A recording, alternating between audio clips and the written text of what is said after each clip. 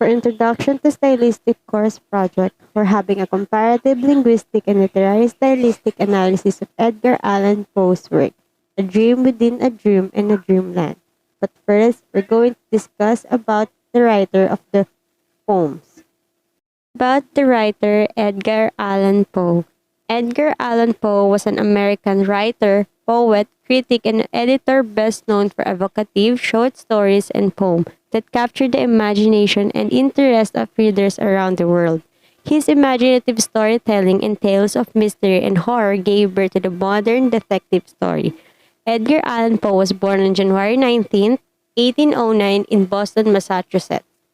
Poe's father and mother are both professional actors and died before the poet was 3 years old. And John and Frances Allan raised him as a foster child in Richmond, Virginia. John Allan, as a prosperous tobacco exporter, sent Poe to the best boarding schools and later to the University of Virginia, where Poe excelled academically. His poetry alone would ensure his spot in the literary canon. Poe's notable verses range from the early masterpiece to Helen to the dark, mysterious Lalame, from The Raven, which made him world famous upon its publication in 1845, to Annabel Lee, the posthumously published eulogy or Maiden in the Kingdom by the Sea. Annabel Lee is the last complete poem composed by American author Edgar Allan Poe. This project, we're going to talk about another two poems written by Edgar Allan Poe entitled A Dream Within a Dream and Dreamland. As we discussed this comparative analysis of two poems of Mr. Edgar Allan Poe, we're going to compare the structure, themes, sounds, literary devices, and symbolism of the poem. A dream within a dream. Take this kiss upon the brow, and in parting from you now, thus much let me avow. You are not wrong, who deem that my days have been a dream. Yet if hope has flown away, in a night or in a day, in a vision or in none, is it therefore the less gone? All that we see or seem is but a dream within a dream. I stand amid the roar of a surf-tormented shore, and I hold within my hand grains of the golden sand. How few, yet how they creep through my fingers to the deep while I weep. While I weep, oh God, can I not grasp them with a tighter clasp? Oh God, can I not save one from the pitiless wave?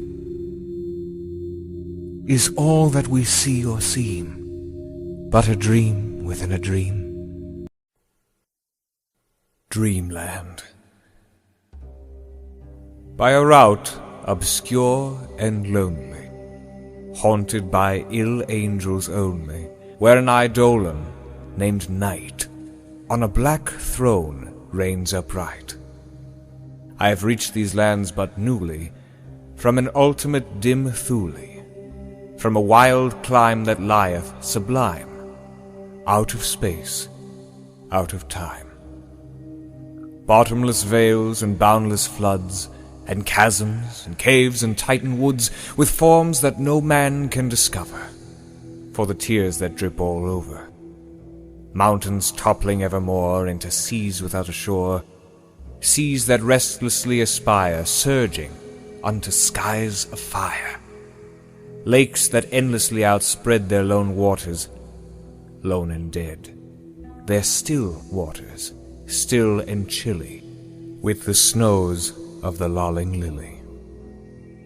By the lakes that thus outspread their lone waters, lone and dead, their sad waters, sad and chilly, with the snows of the lolling lily. By the mountains near the river, murmuring lowly, murmuring ever. By the grey woods, by the swamp, where the toad and the newt encamp. By the dismal tarns and pools where dwell the ghouls. By each spot the most unholy, in each nook most melancholy, there the traveller meets aghast sheeted memories of the past. shrouded forms that start and sigh as they pass the wanderer by. White-robed forms of friends long given in agony to the earth and heaven. For the heart whose woes are legion, 'tis a peaceful, soothing region. For the spirit that walks in shadow, 'tis, oh, 'tis an Eldorado. But the traveler traveling through it may not, dare not openly view it. Never its mysteries are exposed to the weak human eye unclosed. So wills its king, who hath forbid the uplifting of the fringed lid. And thus the sad soul that here passes beholds it but through darkened glasses. By a route obscure and lonely, haunted by ill angels only, where an eidolon named Night on a black throne reigns upright, I have wandered home but newly from this ultimate dim Thule. As we discussed the structure of both poems, we noticed that a dream within a dream is a juxtaposition of tetrameter and anapest thrown into one poem. As a result, it gives the poem a dreamy and hazy effect. Things take a drastic turn as in the case with dreams. While the structure of Dreamland is a five-stanza poem that is separated into uneven sets of lines. The first stanza contains 8, the second is 12, the third is 11, the fourth is 9, and the fifth and last is 6. Both poems have different themes that give one another a different touch of the experience of the author. The poem, A Dream Within a Dream, where the poet is experiencing depths of dispiriteness and despair, as the poem is dissected for the evaluating the mood, motivation, and inherent upheavals his life underwent. He talks about his life and how it goes and how he reflects on it. The theme of Dreamland, where he described a traveler's experience in an alternative world in which ghosts and ghouls haunt a cold and terrifying landscape, where there is a fantasy or a fiction or that might happen in the real life that there is a ghost that might haunt us in our life. The sound or the rhyme scheme in the poem of Dream Within a Dream, where it is entirely encapsulated as AAA, BB, CC, DD, EE, FF, GG, HHHH, II. The entirety of the poem acts as couplets, twice in two stanzas, three verses seems to rhyme, giving the entire poem of some balance.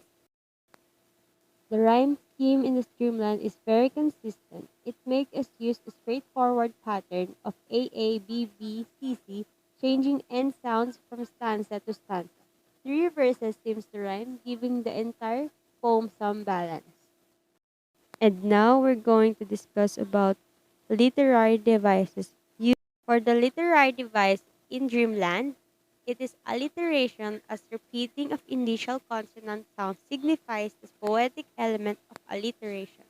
From a wild, weird climb that leads sublime, W words, and a chasm and caves and titan woods for the C words, but the traveler and traveling through it for the T words. Hyperbole is an employed to make a point to convey by a way of exaggeration of truth the poem wants to get across. In Dreamland, Poe used hyperbole in the first stanza, line 8 and 7.